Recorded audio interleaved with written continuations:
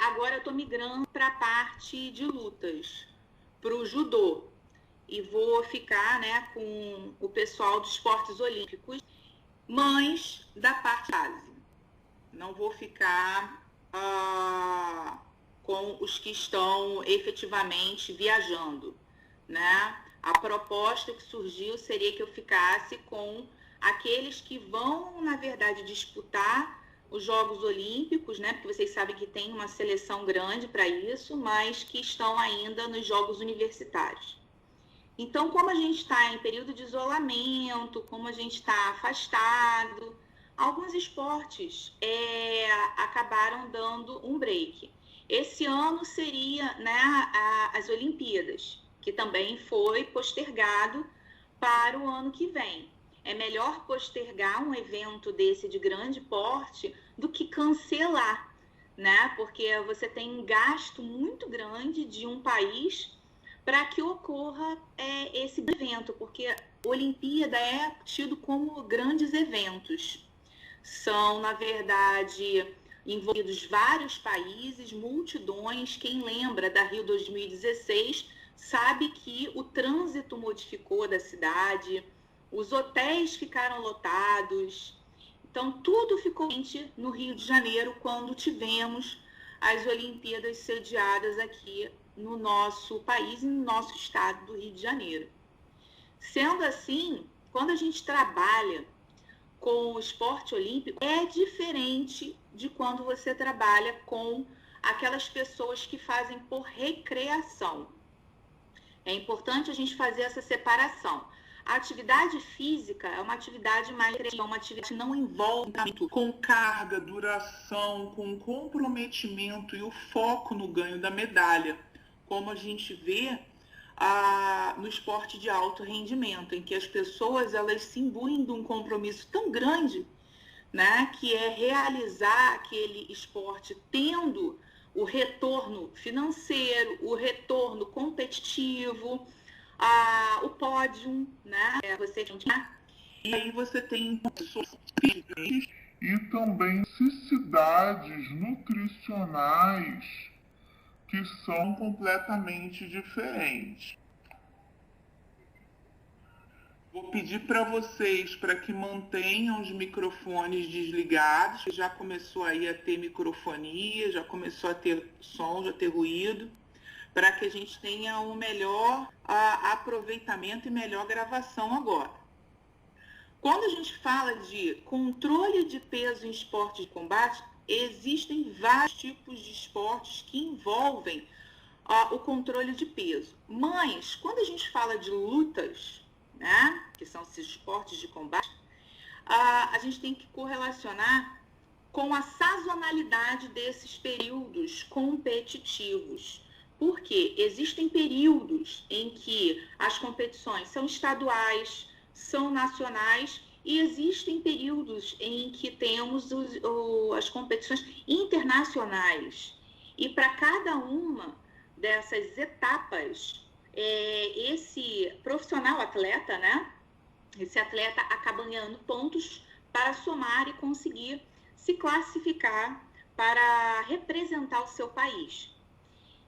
Para ter a chance, a oportunidade de estar dentro dessa categoria competitiva, muitos precisam estar dentro da classificação de peso para competir dentro de cada categoria. Então, para cada categoria, porque existem categorias diferentes no boxe, no judô, no próprio MMA, a gente tem pesagens diferenciadas. Aí, quem tiver interesse, né, em uma determinada modalidade, buscar categorias de pesos diferentes são estas, porque são bem diferentes. Para karatê, jiu-jitsu, categorias de pesos que são diferenciadas. Para o atleta manter dentro dessa pesagem competitiva é sacrificante. Porque, né, eles vêm, na verdade, num período competitivo, logo depois eles relaxam para poder ter férias, relaxam para conseguir, na verdade, ficar um tempo descansando, porque não é todo dia que eles têm também um treinamento, não é exatamente os 12 meses do ano que eles fazem competições. Então o peso vai oscilando, vai mudando, né? E esse peso oscilando, o organismo daquele indivíduo, ele acaba recebendo o impacto dessa demanda grande fisiológica e metabólica. Você vê alterações fisiológicas muito grandes, que vão desde a alteração cardiovascular até mesmo das necessidades de nutrientes. E por isso que o nutricionista, ele, quando está trabalhando com um esporte de alto rendimento ou com uma equipe que esteja competindo, precisa de forma extremamente importante, é quase obrigatório. O nutricionista, ele precisa estar junto do atleta, ele precisa estar com o treinador. Para que isso? Para entender qual é, na verdade, o volume de treinamento, né, e a carga competitiva que aquele atleta tem, qual a demanda que ele vai ser exigido. Porque isso vai impactar nas necessidades energéticas, necessidades nutricionais que aquele indivíduo ele vai ter de requerimento. E às vésperas da competição, para muitos lutadores, acaba sendo um desespero. Desespero porque não conseguiu bater o peso desejado para aquela categoria, e muitos se submetem a várias práticas que não são comprovadas cientificamente e que oferecem grande saúde para os perigosos.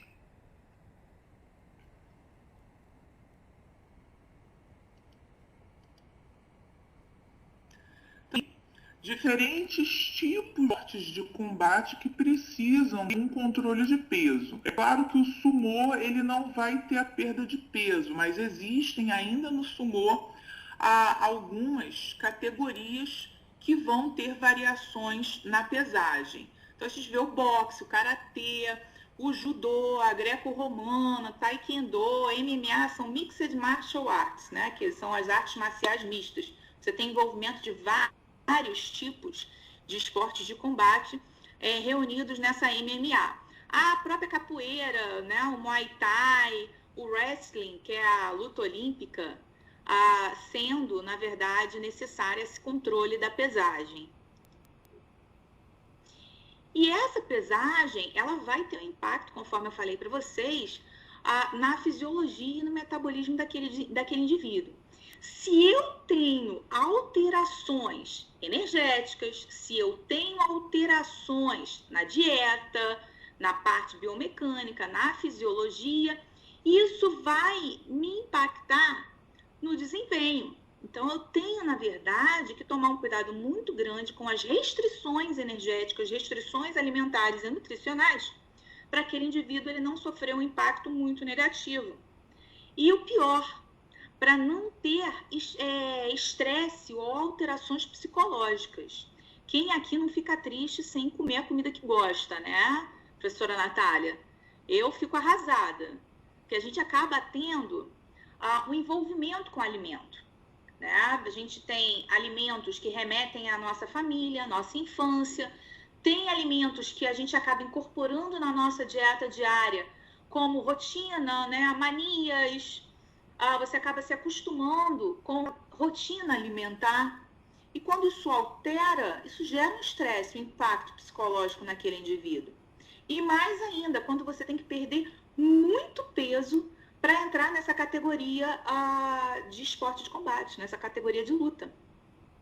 Aí é que a gente tem alguns exemplos, né, de atletas brasileiros que a gente conhece. Uma variância de peso significativa. E essas ações, por exemplo, de peso, vão impactar na força. Ele vai se ele voltar a perda de peso. Muitas das vezes essa perda de peso acaba não sendo saudável. Ele acaba entrando num ritmo ou numa forma de perda de peso que pode impactar na sua saúde, no seu sistema imunológico, e isso, consequentemente, pode prejudicá-lo na hora da competição. É claro que existem fatores genéticos que podem auxiliar. Quem, por exemplo, está atuando em corridas, né, em alguns tipos de modalidades esportivas com fibras musculares rápidas, esse indivíduo ele vai se beneficiar. Em contrapartida, outros indivíduos vão ter, na verdade, as benesses quando a sua genética favorece para aquela determinada modalidade. Existem o que a gente chama de olheiros, né? Nessas academias e clubes, principalmente clubes grandes, que são voltados para determinados esportes e municiar os grandes clubes. E esses olheiros, eles ficam prestando atenção na velocidade daquele atleta, no arranque, no tiro, né, que é o sprint que a gente chama, que é a explosão muscular. Para que isso? Para você tentar imaginar qual é a colocação daquele indivíduo em determinada modalidade. E aí a gente sabe que dentro da modalidade de lutas, esse indivíduo, ele tem vários comprometimentos, várias necessidades de sistemas energéticos para que ele consiga produzir esse ATP, para que ele consiga gerar essa energia que vai ser usada naquele momento lá da atividade, lá do exercício. E aí chega a nutrição. A nutrição, ela tem um grande objetivo. Nós, enquanto profissionais da área de saúde, a gente não pode sobrepor a ética profissional e achar que a gente vai a qualquer preço e a qualquer custo àquele desempenho, né? Tanto é que existem vários tipos batizados que hoje para atletas olímpicos, porque eles podem entrar no doping, na lista de doping. Existem vários medicamentos, existem também alimentos que podem ter, na verdade, alguma contaminação específica. Mas isso é um outro papo. A nutrição esportiva, ela é bem ampla, ela tem muitos assuntos adjacentes para poder a gente explorar. Né? O objetivo principal do profissional da área de saúde é saúde, promover qualidade de vida. E aí, é claro que a melhora do desempenho, a recuperação pós-exercício daquele indivíduo vai ser uma consequência, porque a tese principal, o seu objetivo principal enquanto profissional da área de saúde é a qualidade de vida e a promoção da saúde. E a gente não pode esquecer disso. E muitos profissionais acabam sendo tentados a pular, né, essa etapa que é extremamente importante para conseguir aí o desempenho daquele atleta. A gente não pode fazer isso, a gente não pode esquecer a ética profissional. E algumas contribuições dos nossos sistemas energéticos para aquele tipo de atividade. Como a gente está falando de esporte de combate, a gente está falando de exercício, pode ser de duração e de intensidade. Então, se eu tenho um exercício de longa duração e alta intensidade, eu tenho uma contribuição do carboidrato em torno de 70%, garantindo essa energia para o atleta. E pouco percentual proteico e lipídico.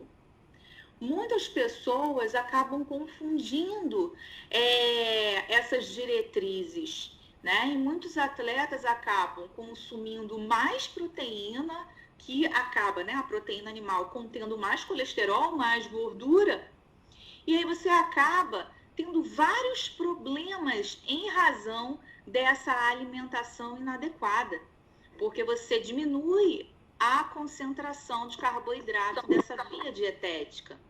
E se você diminui, você acaba prejudicando esse substrato energético que é o principal do nosso corpo. E muitas pessoas acham que Ah, porque atleta olímpico, que não vai ser gordinho, não vai ter sobrepeso, não vai ter obesidade. E muitos atletas, eles estão dentro das categorias de obesidade, de sobrepeso, e isso é um problema de saúde. Na verdade, a gente tem o exemplo do Baby, da Beatriz, né, que são judocas que são, na verdade, referência, né, brasileira, mundial, são expoentes do nosso judô brasileiro. Mas eles, na verdade, têm que se cuidar, têm que se alimentar da forma adequada, têm que fazer exames periódicos. Para quê? Né? Para justamente verificar os riscos que esse aumento de peso ele acaba corroborando, que é a resistência à insulina, síndrome metabólica, diabetes, alterações cardiovasculares, né? Alterações de pressão arterial, alterações de vesícula, de fígado, problemas ortoarticulares, problemas de dispneia do sono, problemas respiratórios, assim como muitos outros problemas relacionados ao metabolismo que acaba sendo alterado, e um deles é o câncer. Eles não estão imunes, né, livres de ter nenhum desses problemas, porque a adiposidade está ali. E essa mudança de peso, ela é muito explorada dentro do meio científico, porque a gente precisa entender até que ponto essa adiposidade alta, ela não vai prejudicar a força do atleta, né, a potência muscular, o próprio sprint, né, que é a explosão daquela musculatura. E a gente precisa, na verdade, fazer vários tipos de verificações ao longo dessa sazonalidade de competição, ao longo desse período competitivo. Para que isso? Para que a gente consiga atingir a estimativa energética, a estimativa nutricional o mais próximo da realidade daquele atleta, para que ele não tenha perdas nutricionais, para que ele não tenha uma subnutrição, tá? Não é só que ele é peso e obesidade que ele não vá ter a subnutrição.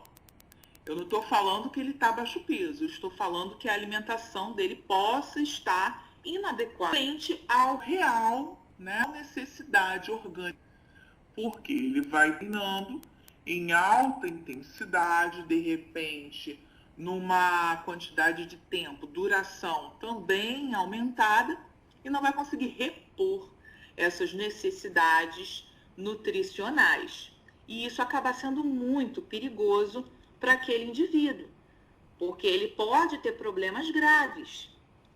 Então, a gente precisa, na verdade, ficar atento às alterações do IMC ao longo desse período competitivo. É claro que no meio do período competitivo, o IMC dele vai estar de acordo com a categoria que ele vai lutar. A gente está falando de esportes de combate. Então, depois, nas férias, na festa de final de ano, Natal, Ano Novo, ele vai chutar o pau da barraca. Vai comer, vai beber. O atleta é um ser humano normal, gente. O atleta, ele gosta de comer também. São raros os atletas que se colocam numa restrição energética, numa restrição alimentar ad eterno.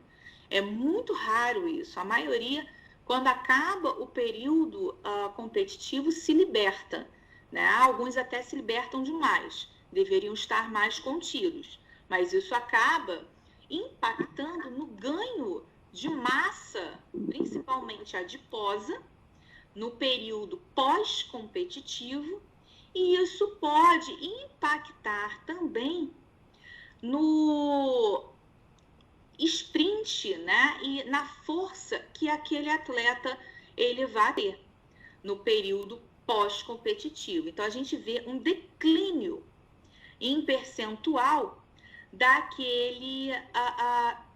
daquela manutenção do peso corporal e no ganho de massa adiposa. Dentro do período competitivo, ou quando o atleta ele inicia essa trajetória competitiva, eles acabam se desesperando, porque ninguém quer fazer dieta por um longo período de tempo. Vocês, como futuros nutricionistas, sabem que a alimentação, ela é um estilo de vida, deveria ser, na verdade, alimentação saudável, regular, ela deveria ser algo praticado por um tempo longo, para que ele colha os frutos dessa manutenção de peso. Mas, quando aquela pessoa, ela chuta o pau da barraca e depois volta ao período competitivo, ele acaba não tendo esse tempo hábil de fazer uma dietoterapia, de entrar num programa dietético para que o corpo dele volte naturalmente àquele peso da categoria de forma normal, natural, sem agressividade. E aí, o que eles acabam fazendo?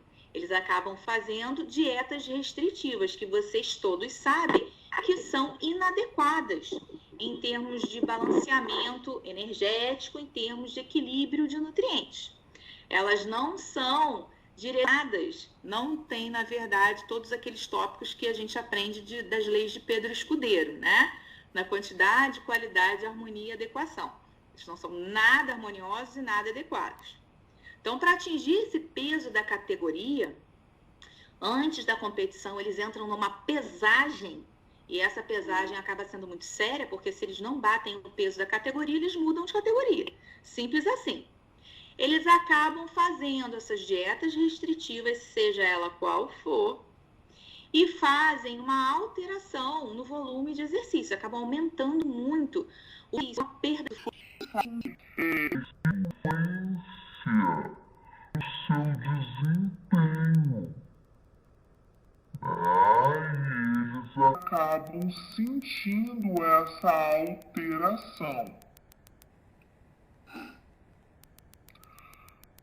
Muitos, quando saem desse período competitivo, né? Eles acabam engordando muito. E quando chegam no período pré-competição, eles acabam elegendo uma dieta dessas, quando não ficam, na verdade, motivados a manter a regularidade do exercício, mesmo no período pós-competição, né? Que eles deveriam se aquietar, né? Em termos de dieta, se acalmar em bebida, em escolhas dietéticas, fazer escolhas melhores e continuar fazendo exercício, pelo menos um pouco, para poder manter o gasto calórico. Mas muitos não fazem isso. Eles acabam entrando de férias e voltando depois no período de retorno, né, dessas competições. E aí, quando eles entram numa dieta restritiva sem acompanhamento do profissional nutricionista, eles perdem o peso, muitos perdem massa muscular magra, muitos perdem volume hídrico, né? Acabam perdendo água corporal, e isso é muito ruim, porque acaba ficando desidratado. E isso também vai impactar depois, quando ele sai desse período competitivo, no momento de aumento de peso abrupto, que pode alterar a sua autoestima, né, a sua cabeça, pode ter alterações negativas no fator psicológico, e, consequentemente, você vai ter aí um efeito sanfona daquele indivíduo. Ele vai ficar engordando, emagrecendo, e isso pode impactar em vários sistemas. Consequência de todas essas escolhas negativas, né, dessas escolhas erradas, nós temos a perda de massa muscular sendo muito ruim. Com a perda de massa muscular, com a realização dessa dieta que tem muito baixa caloria, muitas mulheres acabam tendo baixa adiposidade. E a adiposidade, né, a gordura na dieta, assim como a gordura corporal, é muito importante para a produção e secreção de hormônios, principalmente de hormônios que estão relacionados à parte reprodutiva. Muitas meninas acabam tendo alteração na menstruação, e essa disfunção menstrual pode estar relacionada com o aparecimento da amenorreia, que é a ausência de menstruação, ou até a falhas nesse processo menstrual. Essa menina também pode desenvolver alterações da massa óssea e acaba tendo a relação, né, esses dois fatores, para o risco aumentar da tríade da mulher atleta. Ela acaba desenvolvendo distúrbios alimentares, que a gente vai ver ao longo desse encontro de hoje, da relação, a amenorreia e a osteoporose. Então, essa mulher acaba tendo um problemão. Além do aumento do risco de fadiga, de lesão, de doenças, tanto em homens quanto em mulheres, que quem não consegue comer da forma adequada acaba não tendo estoques energéticos favoráveis para a manutenção desses tecidos, e a recuperação dessa pessoa acaba tendo um período prolongado.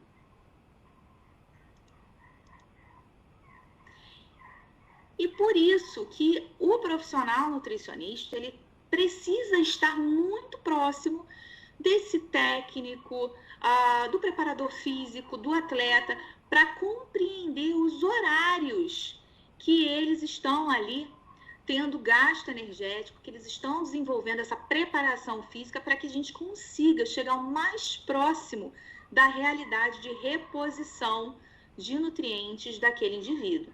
Então, a gente acaba fazendo a ciclagem de nutrientes ao longo desse dia a dia, né, dessa rotina de treinamento, da rotina de competições, para favorecer a melhor reposição desses nutrientes que acabam sendo exigidos durante a prática do exercício. E por isso que ao longo do dia, assim como no período noturno, a gente acaba tendo o nosso corpo, ele acaba e já tô entrando em crise aqui, ó. A fera já começou, acordou, tá querendo comer. Daqui a pouco eu pego ele para ficar com ele no colo aqui, enquanto eu tô dando a palestra, para ele se acalmar, pelo menos.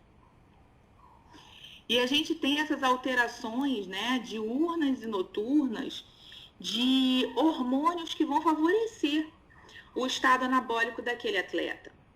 Quando aquele atleta ele tem a ingestão de uma dieta que é inadequada em nutrientes, ele acaba alterando também muitos desses hormônios. A gente acaba predispondo, por exemplo, a maior produção de cortisol. E o cortisol ele é um hormônio que atrapalha a síntese de tecidos, atrapalhando, né, a recomposição da massa muscular. Acaba favorecendo o estado catabólico daquele atleta. O cuidado que a gente tem que ter é muito grande. E muitos estudos hoje, em 2020, né, fora o coronavírus que a gente está vivendo agora, eles estão focando no estudo disso aqui, ó, gente, celular. Porque já está comprovado de que a luz que é emitida por computador, TV, celular, tablet, né? Quando a gente usa logo antes de dormir ou próximo de dormir, ela acaba atrapalhando o ciclo claro e escuro que a gente tem, acaba atrapalhando a produção e secreção de melatonina, que está envolvida, né, o hormônio aí do sono, mas que está relacionada também ao anabolismo. E se a gente tem maior produção de cortisol e menor produção de melatonina, né, o simples fato da gente trocar o dia pela noite ou ficar muito tempo acordada, muito tempo olhando para a TV ou luz para o smartphone, isso vai prejudicar. E todo mundo fica com o celular na mão, mas isso acaba sendo um grande alarme, né, para a gente tomar cuidado, porque são fatores que mexem com a nossa fisiologia, com o nosso metabolismo. E quando a gente tem uma inadequação alimentar, aumenta, por exemplo, o estado de jejum, com o exercício concomitante, isso tem efeitos positivos, bem, tem efeitos negativos, né? A gente tem aí, por exemplo, uma melhor, né, neuroplasticidade, né, em termos de atividade cerebral. a gente tem uma atividade mitocondrial muito boa, porque quem faz exercício consegue uma produção energética da respiração mitocondrial, né, dessa atividade dessa organela. Você tem a normalização da atividade coronariana, né? Então, você vê que existe uma normalização da pressão arterial, mas, em contrapartida, dependendo do volume, da carga do exercício, eu tenho, por exemplo, a produção de corpos cetônicos, que pode levar, né, no estado muito avançado, né, que a pessoa insiste em ficar fazendo jejum, numa cetoacidose metabólica, isso é ruim. Você pode observar cortisolemia, né, a produção de hormônios contrarregulatórios, como é o caso do cortisol, das catecolaminas, que vão desfavorecer o estado anabólico. E a gente observa também uma alteração na sensibilidade à insulina, né? Quando esse jejum ele é pequeno, né? A gente vê isso no nosso dia a dia normal. A gente dorme 8 horas, né? Deveria pelo menos dormir 8 horas por dia. Então a gente melhora a ação da insulina. Mas quando a gente dorme pouco, você consegue observar uma alteração da função da insulina, da leptina e de outros hormônios importantes para esse controle do gasto metabólico e principalmente do consumo alimentar, do mecanismo de controle de fome e saciedade. Todos os órgãos do nosso trato gastrointestinal, eles têm uma ação do nervo vago, que vai controlar esse mecanismo de digestão, a absorção dos nutrientes. E, portanto, o nutricionista, ele precisa respeitar essas ações. Não adianta a pessoa ficar comendo grandes refeições, sanduíches, durante a realização do exercício, porque os hormônios que vão ser produzidos e liberados durante a realização do exercício não vão favorecer essa gestão e absorção, o aproveitamento desses nutrientes. Por isso que a gente tem que ficar ligado no tipo de alimento que vai ofertar para aquele atleta ao longo desses períodos competitivos e, o mais importante, durante o período competitivo. A gente vai falar isso mais para frente, ok? O objetivo, atenção, é conseguir manter os órgãos e os sistemas funcionando de forma natural, sem prejuízo de tecido adiposo, sem prejuízo da massa muscular magra. Sempre ajudando, é claro, no funcionamento desses órgãos e sistemas. E o que a gente começa a ver nos trabalhos, né, nos artigos? Que a rápida perda de peso que está relacionada com o jejum, principalmente o jejum de Ramadã, que é um jejum religioso, né, dos islâmicos, ele tem uma redução, principalmente para aquele atleta que fica com fome, ele vai ficar mal-humorado, vai ficar estressado, vai ficar igual a Natália, com fome, né? Ele vai ter uma sensação de esforço, que está fazendo um esforço bem maior do que ele realmente esteja. As funções dele de percepções de dores pode alterar, então a função cognitiva pode se alterar. E a gente precisa, na verdade, se atentar. Se realmente é necessário fazer uma dieta da moda com um atleta, né? Não é contraproducente, ele não é indicado. Principalmente porque a gente tem, o que a gente falou ainda há pouco, de alterações no funcionamento dos órgãos, né? E aí a gente vê que o controle alimentar, se ele, na verdade, ele consegue, com os órgãos e sistemas, né, do trato gastrointestinal, fazer esse controle da fome e da saciedade, ele também está relacionado à massa muscular. Quando a gente tem uma regulação, por exemplo, do apetite, estômago especializado que vão produzir tagrinha, ela vai dar sinais né, de expressão, de sensação de fome para esse cérebro, para essa pessoa. Enquanto o intestino, na ausência da alimentação, né, quando ele, na verdade, observou que a pessoa já comeu, já está com estoque energético, já ok, o intestino vai começar com as células especializadas dele a produzir colecistoquinina, peptídeo YY, GLP-1, que vão inibir essa fome, né?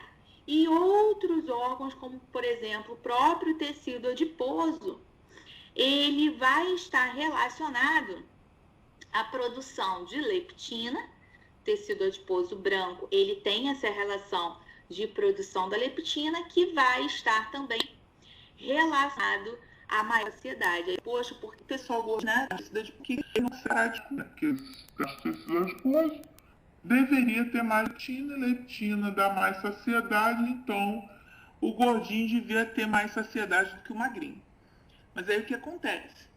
Quanto mais tecido adiposo a pessoa tenha, principalmente quanto mais gordura visceral, mais resistência à ação da leptina. Essa pessoa, esse hormônio não consegue fazer a sua ação. É o mesmo que acontece com a insulina. E aí esse indivíduo acaba tendo maior risco para diabetes, né, e outras alterações, como a gente já falou em slides anteriores. Aí olha o cuidado que a gente tem que ter com esses atletas de esportes de combate que são com sobrepeso, com obesidade, né? A gente tem que ter, na verdade, um cuidado bem grande com eles. E muitos acabam cedendo a formas de perda de peso que são, na verdade, mais rápidas, para não sofrer tanto assim ao longo do ano, né? Essa é a alegação que eles me dão sempre quando eu pergunto, poxa, mas você tem o sobrepeso de fazer isso ao longo do ano, né? É mais seguro para você não passar mal, tudo. Ninguém concorda comigo. Por quê? Porque e na ganhar naquele período e depois eles querem livres. Então esse pensamento a gente tem que mudar. A gente tem, na verdade, que trabalhar esses mitos, esses tabus nos atletas, para que eles ganhem mais qualidade de vida, para que eles saiam desse risco que a gente vai falar mais para frente, que é em relação às alterações drásticas desse peso que acabam oscilando. E essa perda de peso, quando é questionada para eles, né, segundo esse autor, eles falam, né, que eles seguem uma dieta rígida, usam métodos para perda de peso rápida, eles têm o desempenho afetado, e a maioria disse que sim, que usa esses métodos de perda de peso rápido, 80%, e 75% quase, 74,5% fala que o desempenho é afetado por conta dessa rápida perda de peso, assim como 76%, em torno disso, diz que o método de perda de peso rápida atrapalha eles, mas ainda assim eles fazem, né? Mesmo relatando que tem um humor alterado. 65% diz que tem. Isso em jiu-jitsu também são percentuais grandes, que falam também que usam métodos de perda de peso, que o desempenho é afetado, que o humor altera, mas ainda assim eles fazem. E eles realizam inúmeras atrocidades. Muitos ficam fazendo exercícios físicos de forma intensa, fazem treinamento além do horário, correm com agasalho, isso atrapalha o processo de transpiração. Eles acabam reduzindo a alimentação, reduzindo o aporte de nutrientes. Tem gente que faz jejum, que fica sem se alimentar, e tem gente que fica na sauna para induzir essa desidratação de forma mais direta.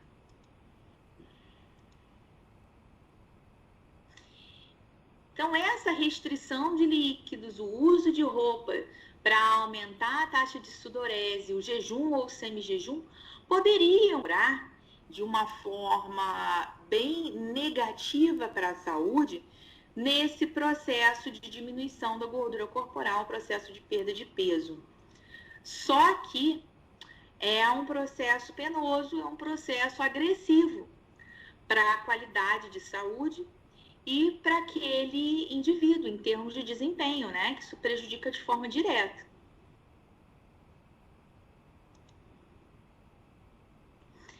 Chegamos aqui num dos artigos que eu mais gosto, que é o Degot. Degot, ele é um pesquisador francês que trabalha muito com esportes de combate, né? Ele, quando fez, em 2006, esse artigo de restrição alimentar e alterações fisiológicas no judô, ele, nossa, ficou famoso, porque todo mundo começou a citá-lo, porque foi um estudo muito sério, né? Ele fez numa bateria de 7 dias de restrição energética no grupo de judô, e esse grupo fez uma bateria de treinamento por 4 semanas, sempre verificando as análises em jejum, antes do treinamento e durante e depois do treinamento, ok?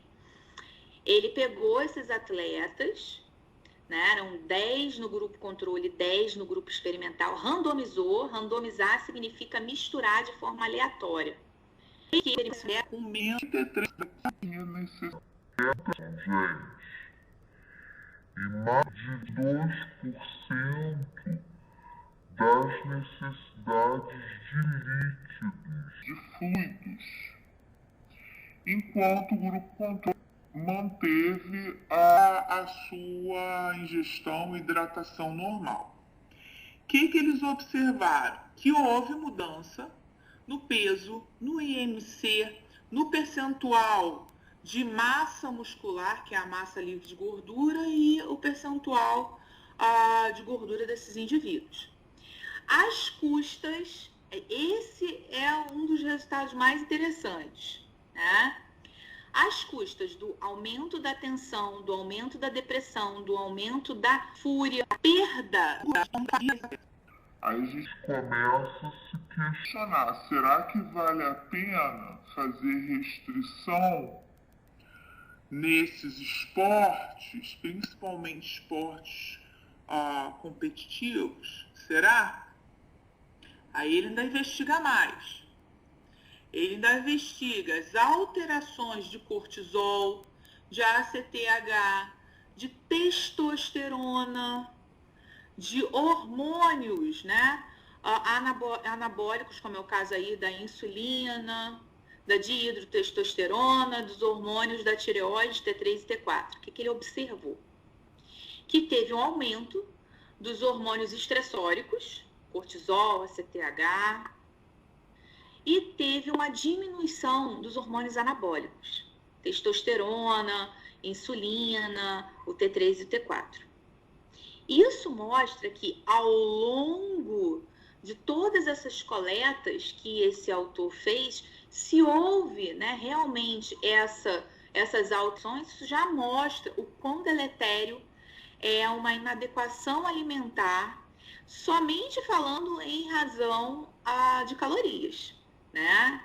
A gente nem está falando somente de nutrientes específicos, mas só a restrição calórica já é muito prejudicial para atletas. E aí outros autores já colocam, né? O Lourenço fez um trabalho de equilíbrio hormonal, imunossupressão, desequilíbrio hidroeletrolítico, alteração de estoques energéticos como glicogênio muscular, a depressão do estado nutricional, principalmente proteico, com déficit cognitivo. E aí você tem uma alteração na taxa metabólica basal, na volemia, no rendimento cardiovascular, na pressão arterial, na termorregulação e no sistema imunológico, com a queda da IgG, IgM e do sistema complemento. Então, esse atleta, ele acaba sendo uma pessoa mais vulnerável a infecções, né, a problemas que possam, né, ter decorrência de todas essas alterações fisiológicas e metabólicas. outras alterações que esse autor viu, né? A alteração da própria creatinina, o hematócrito. Você perde líquido, você tem uma concentração de hematócrito, mas isso não quer dizer que ele está bem de hematócrito.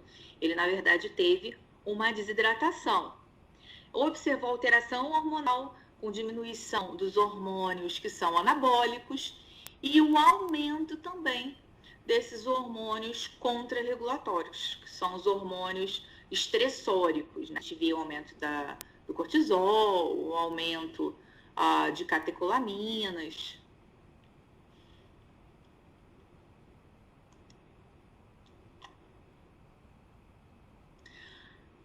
E ainda esse estudo mostra o tempo de duração que outros autores colocaram em seus trabalhos com a quantidade de peso perdido, ou seja, para 28 dias, né, de sofrimento, os autores observaram uma perda de 2,5 kg, 3,5 kg.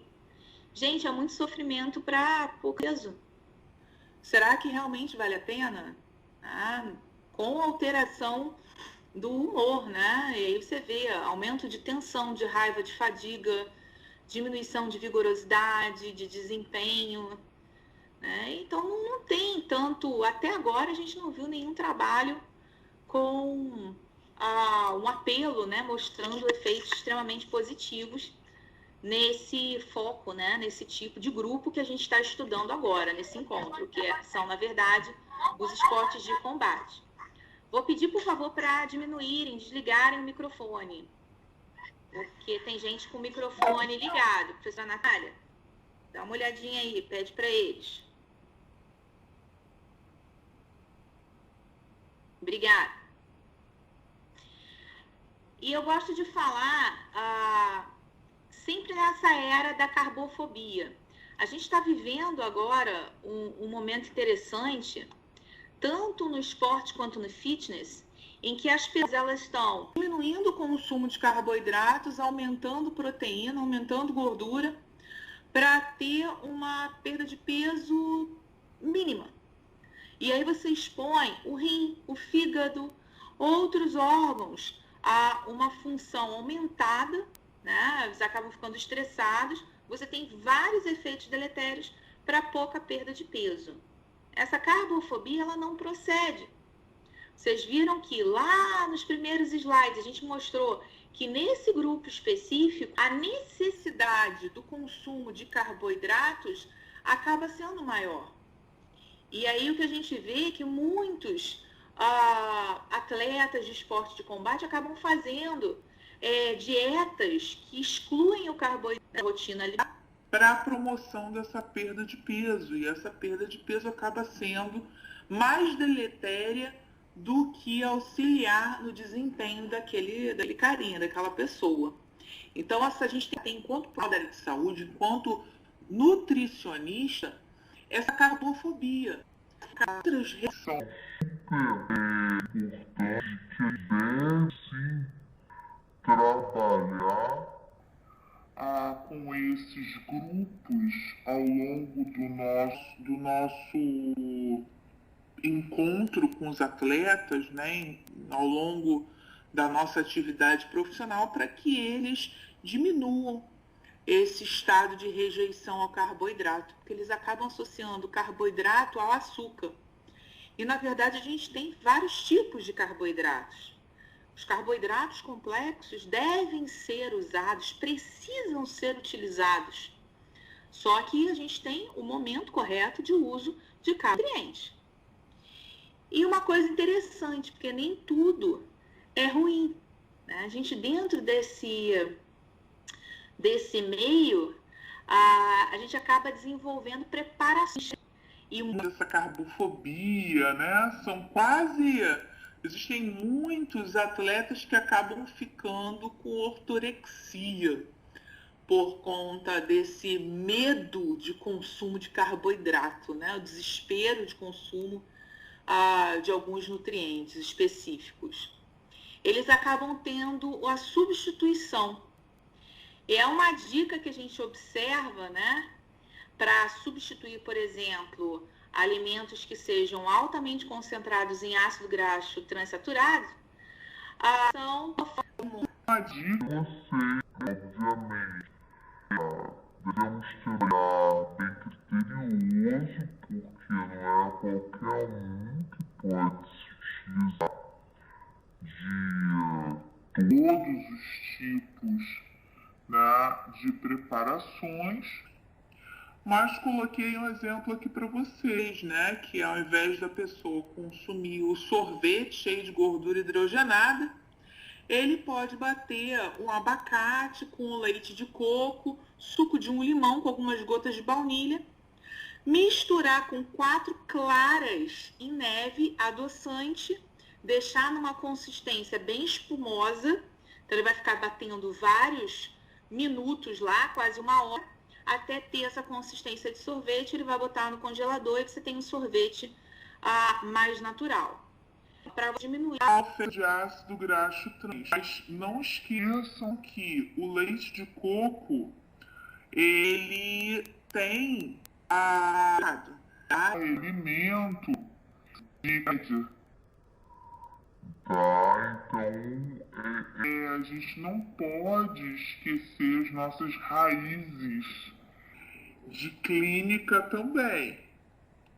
Eu costumo dizer que o nutricionista que é desportivo, ele tem que saber nutrição esportiva, mas não pode esquecer da nutrição clínica, porque você está lidando com os órgãos da pessoa, né? Você está mexendo com o aproveitamento de nutrientes que cada órgão vai ter. Cada órgão tem a sua função. E aí, se a gente dá, por exemplo, preparações que vão fazer a maior exigência do fígado, do rim, e aí numa modalidade eles tenham uma atividade aumentada para esses órgãos, coitada da pessoa, né? Ela vai precisar realmente de um olhar mais crítico desse profissional. Outros trabalhos que colocam que a restrição alimentar, ela tem uma alteração importante nas concentrações lipídicas. Por exemplo, ela tem um aumento do triglicerídeo, um aumento do colesterol total e de LDL, assim como as APOs, né, que estão relacionadas a um risco cardiovascular, além da diminuição da fração protetora, que é HDL colesterol. Super importante observar que o que vai ser determinante na perda de peso de qualquer pessoa é uma restrição energética, mas é uma restrição energética que deve ser feita com muito cuidado. Não é uma restrição com 30%, 40%, 50% do seu consumo energético total. A gente não pode, não deve ingerir menos caloria do que o estimado pela nossa taxa metabólica basal. Principalmente se for um atleta, uma pessoa que tem uma alta necessidade energética, já por conta do exercício físico. Por que isso? Porque você vai estar alterando aí todos os sistemas de requisições de nutrientes. E se é uma pessoa que faz muita atividade física, ele vai ter uma alta demanda metabólica, com alta restrição de energia e glicemia, alterações de arritmia, né, cardiovascular, alterações cardiovasculares de uma maneira geral, de pressão, batimentos cardíacos, alteração respiratória.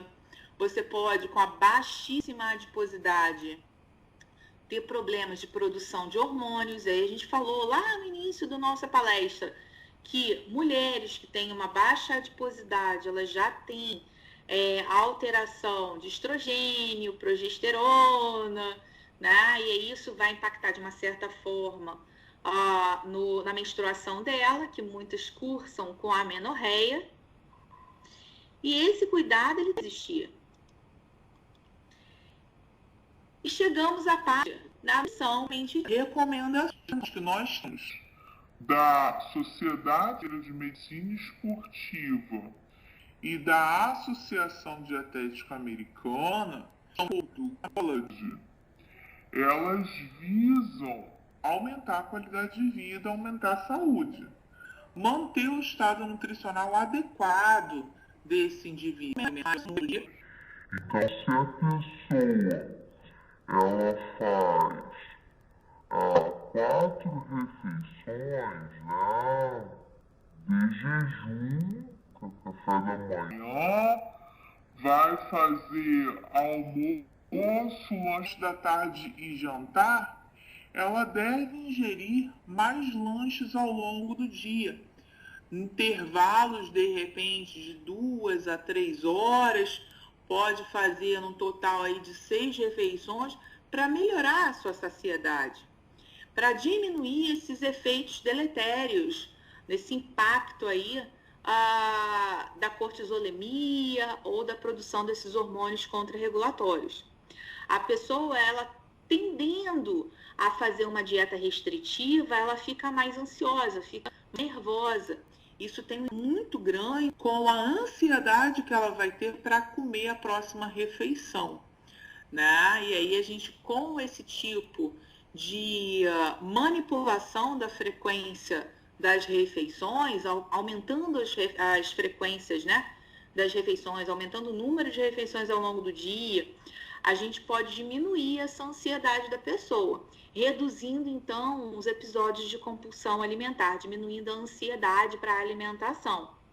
Isso vai favorecer a maior absorção de muitos nutrientes, porque comendo de pouquinho em pouquinho, aquele indivíduo tem a oportunidade, né, de fazer processos absortivos espaçados ao longo do dia. Isso vai favorecer a manutenção da euglicemia, né, a manutenção dos estoques energéticos em níveis normais, e ajuda também os níveis sanguíneos constantes com dieta. Ela ainda vai ser importante quando tem, na verdade, compostos bioativos, alimentos funcionais, que possam favorecer a saúde daquele indivíduo. E vão também ajudar na regulação de colesterol, cortisol, insulina, a própria glicemia daquele indivíduo. Então, o que foi observado por todas essas instituições que fazem as diretrizes esportivas? Elas observaram que a dieta rica em proteína, ela ajuda na promoção da saciedade da pessoa. Mas que isso é independente do fracionamento das refeições, porque está mais relacionado ao conteúdo nutricional do que propriamente dito a quantidade de vezes que você vai ofertar para aquela pessoa.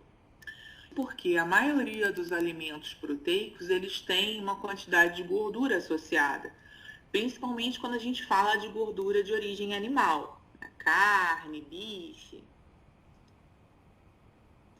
E na nutrição a gente não pode esquecer as recomendações de ingestão diária, né? A gente precisa planejar a dieta desses atletas respeitando a contribuição mínima desses nutrientes, desses requerimentos, né? Então, nunca pode ser abaixo da EAR. Quando a gente vai planejar uma dieta, a gente tem a recomendação mínima de uso da RDA e da inexistência desses números da RDA, a gente usa a ingestão adequada, que é a AI, e não podemos nunca esquecer o limite máximo de ingestão, que é a toxicidade a partir dessa ingestão, né? Que é a UL. Se você extrapola o limite máximo de ingestão de um determinado nutriente, você corre o risco de ter toxicidade, de ofertar nutriente a mais exageradamente para aquele indivíduo, ele pode ter aí um efeito adverso. Então, esses pontos, eles são o planejamento de um atleta, principalmente quando ele está utilizando de estratégias de perda de peso, né, principalmente da restrição energética, para conseguir bater o peso da categoria. Temos alguns tipos de brasileira. Ela traz as drogas e suplementos, recursos ergogênicos que podem ser utilizados no fitness e o American College já colocam os pontos que a gente também deve respeitar, manejar a dieta desse indivíduo e também na hora que a gente for fazer a conferência da ingestão alimentar no recordatório de 24 horas ou então no questionário de frequência alimentar daquele atleta que está relatando o que ele come, o que ele deixa de comer. E é importante que a gente observe, anote tudo, não queira se desfazer daquele paciente de forma rápida, né? Já fiz que um atendimento nutricional que é bem feito, que é bem elaborado, é bem executado por um profissional nutricionista, é aquele que é bem detalhado. A anamnese, ela vai ser bem descrita, ela vai conseguir pegar todos os pontos de fragilidade daquele paciente, assim como os pontos fortes que ele faça. Porque às vezes nem tudo está perdido na dieta de uma pessoa, né? Tem alguma coisa que ela faz que é bacana. E isso precisa ser enaltecido na pessoa para ela não ficar no estado de derrota. Porque a gente tem uma mão pesada, a nutricionista gosta de falar bastante, né, da dieta da pessoa. Então, a gente deve observar vitaminas, principalmente as vitaminas antioxidantes, que vão contribuir para a parte imunológica, para a prevenção do estresse oxidativo naquele indivíduo. Se for um adolescente, se for mulher, a gente precisa ter uma atenção muito grande para o zinco. O zinco, ele tem uma relação para crianças, adolescentes, que é diretamente relacionada. A gente já falou aqui o risco enorme que uma mulher tenha, né, com o processo de desmineralização óssea, né, aquele indivíduo, ela a tríade da mulher tem uma análise para mulheres diferentes e a gente, como mulher, precisa também ter uma atenção grande por conta do processo natural da menstruação, mas ainda tem aquelas atletas que são, vai falar daqui a pouco, eu botei um slide bacanas para falar sobre isso com vocês. Essa atenção, ela não tem hipovitaminoses, não tem inadequações alimentares que possam ter prejuízo no desempenho esportivo.